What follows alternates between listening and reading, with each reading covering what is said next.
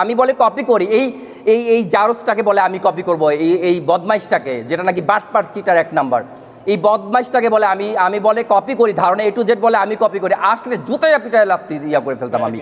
বেয়াদবটা, তোর কোন ড্রেসটার সাথে আমার ম্যাচিং আছে, তোর কোন ড্রেসটা আমি পরছি, তোর ড্রেস হিজড়াও পরবে না।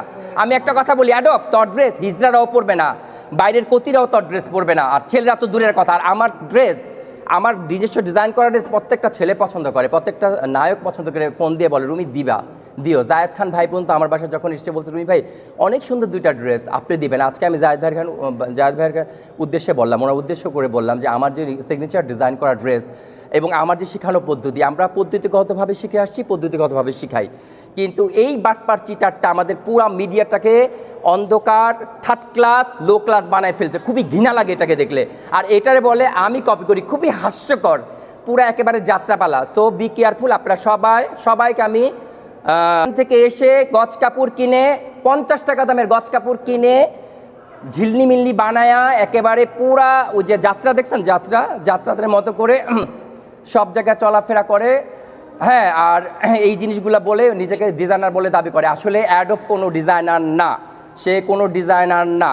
সো আমি আপনাদেরকে মানে যাত্রাপালা, মানে কি বলবো, আসল কথা কি, একে বলতে গেলে না আমার মানে মুখ অপবিত্র হয়ে যাবে। মানে এই যে যেটা নাকি জোকার, বাংলাদেশ আমাদের মিডিয়াটাকে নষ্ট করে ফেলছে। 42 কেজির গহনা পরে বলে আসছে, যেটা ওজন দিলে হাফ কেজি ওজন হবে না, নিউ মার্কেটে বিক্রি করে। যে চাপাবাজি কথা বলে, নাকের মধ্যে নোলক লাগিয়ে, ফ্রক পরে আলগা চুল লাগিয়ে স্টেজের মধ্যে নাচ করে বেজ্জতি করছে, পুরা আমাদের মিডিয়াটাকে বিকলুষিত করছে। মানে ওর জন্য পুরা মিডিয়া পাড়াটা নষ্ট। ওর সাথে আমার ছবিটা যখন আপনারা দেন তখন আমি কিন্তু খুব রাগান্বিত হই, যখন আপনারা ওর কথা বলেন আমি কিন্তু খুবই রাগান্বিত হই, কারণ কি এর ছোট লোক, লোয়ার ক্লাস, এটার সাথে আমার কখনই আমার পার্সোনালিটি যায় না। ও একটা প্রোগ্রামে যে এনপিবি প্রোগ্রামে যে বলে, আমি বলে ওকে ধারণ করি, হিজড়ার বাচ্চা তোকে আমি ধারণ করি, জুতা পিটা দিয়া তোকে লাল বানায় ফেলবো। বেয়াদব হিজড়া কোথায় একটা জোকার, ওর ড্রেস আপ সব হচ্ছে জোকার।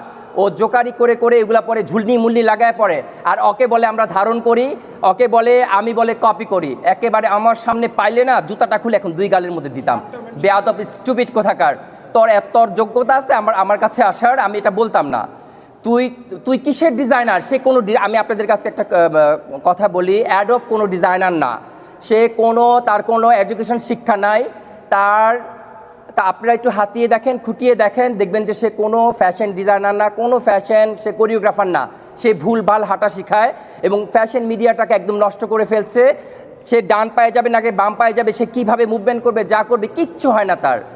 আমি ইন্ডিয়া মহারাষ্ট্র থেকে শিখে আসার পর দেখলাম সে বাটপারি করে খাচ্ছে।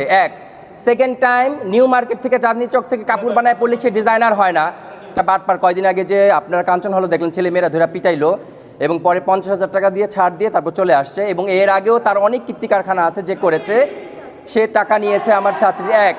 সেকেন্ড টাইম আপনাদের মাধ্যমে আমি ওকে সতর্ক করতে চাই, ও যদি নেক্সট টাইম আমাকে নিয়ে কোনো আজে বাজে কথা বলে, আমি তাহলে কিন্তু তাকে ছাড়বো না, তাকে আমি তাকে নিয়ে আইনে ব্যবস্থা নিব। কিন্তু সে একটা টক শোতে আমাকে নিয়ে বলেছে, আমি বলে ও হচ্ছে বাটপার চিটার, আমার এই ছাত্রী 35,000 টাকা নিয়েছে ওর মুখ থেকে শুনেন, এখন ওকে ক্লাস করে না, অথচ আমার কাছে ভর্তি হয়ে 4-5টা প্রোগ্রাম করে ফেললো। বলো, আমি একটা কথা আজকে আপনাদের ক্লিয়ার করতে চাই, আমাদের বাংলাদেশে একটা জোকার আসছে যেটার নাম অ্যাডরফ খান, যেটা মিথ্যাবাদী, একেবারে স্বৈরাচার মিথ্যাবাদী এবং ধান্দাবাজ, ভণ্ড, চাপাবাজ। এই ভণ্ড আমার এই ছাত্রীর কাছ থেকে মেয়েটার টাকাটা ফেরত দেয় না, এই ধান্দাবাজ ভণ্ড বাটপার। সো এই ভণ্ড বাটপারের জন্য আজকে আমাদের মিডিয়াটা খারাপ, আজকে আমার নামটা সাথে যাচ্ছে, আমার নামটাও খারাপ হচ্ছে, যে রুমিকারিও মনে এর মতো। কারণ কি, দেখবেন যা করে, নাচ পারে না, নাচটাকে বেজ্জতি করে ফেলছে। আমি একজন নৃত্যশিল্পী, ওর কত বড় সাহস, ও ক্লাসিক্যাল ডান্স কোর্স করার কথা বলে নাচটাকে বেজ্জতি করে ফেলছে। এটা নিয়ে ওকে মামলা করা উচিত। ও নাচ তো পারে না, নাচটাকে বেজ্জতি করছে, ড্রেস পরে বেজ্জতি করছে। ইভেন সে মানুষের কাছ থেকে টাকা খেয়ে প্রত্যেকটা স্টুডেন্টের কাছ থেকে, তার এরকম অনেক কাহিনী আছে, সে খেয়ে এরকম মানুষের কাছ থেকে প্রতারণা করছে। তার জন্য এখন আমাদেরকেও মানুষটা ওই চোখে দেখে। এই জন্য আমাদেরকে মানুষ সুদর্শন বলে। কেন? সুদর্শন একটা বক হয়ে গেছে। একে বলাতে এটা হয়ে গেছে। তো ওর সাথে তো আমাদের স্ট্যাটাস কখনোই যায় না। ও হচ্ছে বি কেয়ারফুল করছে, সে কোনো ফ্যাশন কোরিওগ্রাফার না, সে কোনো ডিজাইনার না, সে আমাদের মিডিয়ার কেউ না, সে একজন প্রতারক। সে আমার ছাত্রীর কাছ থেকে টাকা নিয়েছে 35,000, এখনও সে দেয় নাই। এবং তার আরও পিছনে অনেক কিচ্ছা কাহিনী আছে যারা আপনারা ইতিমধ্যে জানেন। কাঞ্চন হল থেকেও মানুষের টাকা মেরে রেখেছিল, তারপর তাকে ধরে নিয়ে কি করেছে, পরে তারপর ছেলেরা পানিশমেন্ট দিল মতো, পানিশমেন্ট দেওয়ার পর পরবর্তীতে কী করেছে, সে টাকা ছুটিয়ে একজনের কাছ থেকে টাকা 50,000 দিয়ে তারপর তাকে ছুটাইছে। ওইখানে তাকে সাইজ করছে, এর আগেও তাকে সাইজ করছে। সে অনেক বড় একটা প্রতারক ধান্দাবাজ। আর এই প্রতারক ধান্দাবাজের নামে কোনোদিন আমি আপনাদেরকে বলে দিলাম, আমার সাথে কখনো আমাকে সুদর্শন পুরুষ বলবেন না। সুদর্শন পুরুষ একমাত্র আল্লাহ রাসূল, ও না। আর ওর সাথে কখনো আমার ছবি আপনারা দয়া করে প্লিজ দিবেন না, কারণ ওর জন্য আমার স্ট্যাটাস ডুবে যাচ্ছে। আমি একাধারে একজন ইন্টেরিয়র ডিজাইনার, নাম করা বাংলাদেশের নাম কয়েকজনের মধ্যে একজন ইন্টেরিয়র ডিজাইনার। এবং আমার ডিজাইনার যারা দেখেছে, আমার ডিজাইনিং যারা জানে দেখে, বা আমার যারা কাস্টমার ক্লায়েন্ট তারা সবাই জানে কেমন আমি ইন্টেরিয়র ডিজাইনার, আমি কেমন তারা সবাই জানে। আমার কাজ কতটা পশ, কতটা ইউনিক, ওয়ার্ল্ড ওয়াইজ আমার কাজ চলে। ইভেন হচ্ছে আমি ফ্যাশন ডিজাইনিং নিয়েও লেখাপড়া করেছি, ফ্যাশন ডিজাইনিংয়েরও কাজ করছি। আমি মহারাষ্ট্র ইন্ডিয়া থেকে ফ্যাশন গ্রুমিংয়ের উপর ক্লাস করে আসছি। আর আমি ছোটোবেলা থেকেই তো নৃত্যশিল্পী, আমার বেজই হচ্ছে ভারতনাট্যম। তো ছোটোবেলা থেকেই আমরা কালচারাল মাইন্ডের।